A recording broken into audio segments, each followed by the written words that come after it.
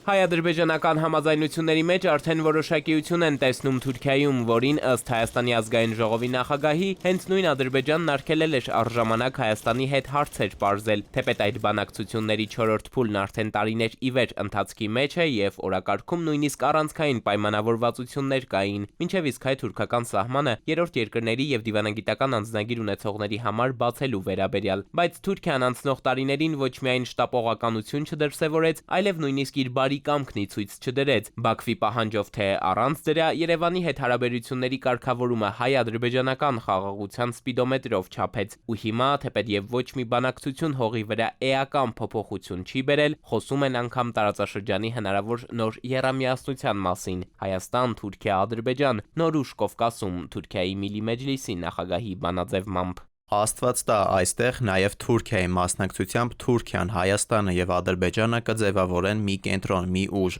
Այս ամենում Թուրքիայի կառուցողական տեսլականը զգալի ներդրում է ունենում։ Այն, որ թուրքական իշխանությունը տարածաշրջանային խաղաղության առաջնորդությունը շահադիտական նպատակներով ուզում է իր ձեռքն առնել, մասնագետների համար գաղտնիք չէ։ Փորձագետ-վերլուծաբաններն ասում են, Անկարան այնքան ժամանակ կլինի բարիդրացիության կողքին, որքան դա իրեն թույլ կտան սեփական օգուտների հաշվարկները։ Թուրքիան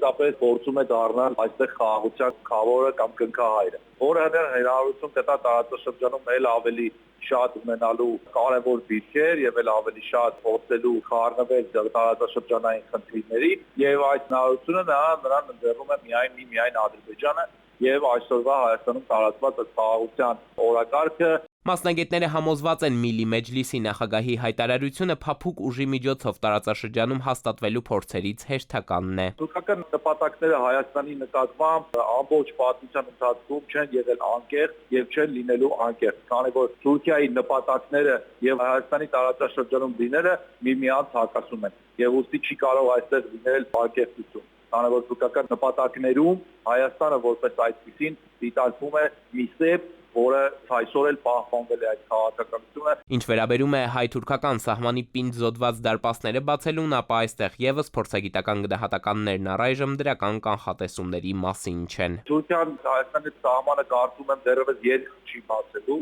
եւ կարծում եմ դրա ամենակարևոր դեպքը, որ չի ցանկանում, որ այդ սահմանը բացել եւ Հայաստանի թեկուզ մի փոքր հնարավորություն տալ, այսպես եթե համարենք այդ սահմանը հնարավորություն է Հայաստանի համար շնչելու, դա այդ երկրի նախագահն է, այդ երկրի գլխավոր դեմքն է եւ կարծում Էրդողանը անձամբ չի ուզում, որ այդ սահմանը բացվի։ Եվ բացի դրանից Թուրքիային այդ սահմանը խաղակարգ է ամեն անգամ օգտագործելու Հայաստանի դեմ։ Տարածաշրջանային նոր ձևաչափերի մասին հայտարարություններն առայժմ մնում են բացառապես քաղաքական ուղերձների տիրույթում, բայց հարաբերությունների կարգավորման գործընթացում առաջընթացի իրական չափանիշը ոչ թե հայտարարություններն են, այլ գործնական որոշումներն ու քայլերը, որոնք գոնե հայ-թուրքական բանակցություններում նկատելի չեն։ Եվ այս անորոշ հետնապատկերում առաջիկայում կփոխվի հայկական կողմի բանագնացը։ Ռուբեն Ռուբինյանը նոր խորհրդարանում խոսնակի աթոռին է նստելու, արդեն հաստատել է, հետևապես բանակցություններն Անկարայի հետ չի շարունակելու։ Էդուարդ Պողոսյան, ժամը լրատվական։